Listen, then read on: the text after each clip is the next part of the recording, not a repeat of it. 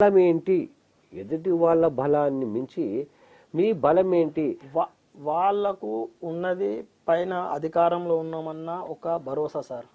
మాకు నరేంద్ర మోడీ గారు చేసినటువంటి కార్యక్రమాలు, రెండోది వాళ్లకు క్యాడర్ లేదు, మాకు క్యాడర్ ఉంది.